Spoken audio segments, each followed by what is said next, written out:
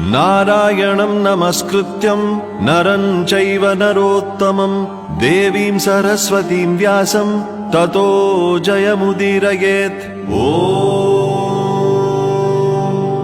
अथ सकल सौभाग्यदायक श्री विष्णु सहस्रनाम स्तोत्रम्।